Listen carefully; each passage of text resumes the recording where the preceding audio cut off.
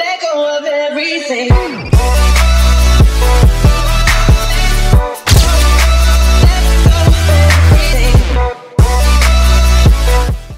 И здравейте на всички, аз съм и това и добре ще в едно ново видео. Първо искам да кажа, че правя тъмбо и може да отидете на клипа преди този да видите за какво става дума. Искам да се изкажа към YouTube. Претакахте си сайт, що мисля така ли? Ами явно не сте били в сайта няколко дена. И сигурно по социалните мрежи сте видяли споделени постове, статуси, RIP YouTube, прецакаха YouTube и така нататък. Наистина прецакаха YouTube жестоко. Да нека да дам пример. PewDiePie имаше над 53 милиона и половина абоната.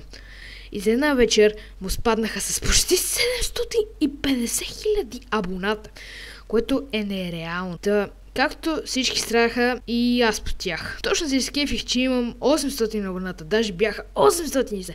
Следващото какво? Ставам хайп на 810, кефя ставам. Чим да и какво? 763. Аре стига, бе. Че сте глупости. В момента съм 770 и имам проблем с това. Кого стигат клиповете от абонираните пичаги, така че за да сте в крак с това, което качвам, моля цъкнете камбанката до бутона абониране и се съгласете с всичко. Та, също след това, когато се деабонираш от някой, маха 2 или 3 абоната вместо един. И не искам да показвам клипове на другите пичове, защото може, нали, да ме страгнат за копирайт и така нататък. Можете да напишете RIP YouTube в търсачката и ще разберете всичко. Сега нека да преминем към историята. Всичко се случи някъде преди около 2 или 3 години, не всъщност 2. И си мой много добър приятел тогава. Много обичахме да ходим да ритаме в училището и след това да ходим в нас или в тях. Буквално това беше всичко, което правихме след училище. И нали знаете, не знаете, но аз само че знаехме, че така наречената Панама тогава беше станала много известна. Та Панамата представлява това.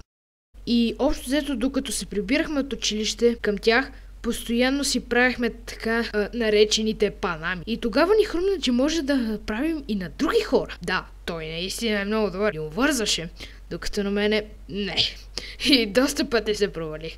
Преди да стигнем пред тях, не знам защо, на една доста висока, така нафрашкана с пари и доста слаба, смисъл, доста слаба жена, реших да го направя. В смисъл, тя беше с 20 см токчета и нали, що да не си тествам късмета. Просто доритнах топката и съм в очакване какво ще стане. Тя се спъна. И буквално падна по лице. И якито й беше бяло. И буквално го направи на нищо. О боже, вече не ми е смешно. И аз съм като, извинете, не, извинете. Да, съжалявам, просто взех топката и избягах. И просто се чува в далечина, така казва, ще видиш, ти извини. Тези думи, аз разбрах, че мамата си е чесала. И качихме се в тях. И аз не бях толкова оплашен, докато след 20 минути не се чу през терасата мъжки глас. Къде си, бе, пиклю? И какво да видим? Жената с мъжа си, който въобще нямаше визия на мил мъж с много пари. Когато имах чуш, че иска да му убие. И имахме пряка гледка към тях и той буквално седеше там около час и нещо. След това отидоха на някъде, обаче мене ме беше супер страх и реших да остана при тях да спа. И още това беше от историката. Дядски ви хареса. Аз бях и следи в следващото видео.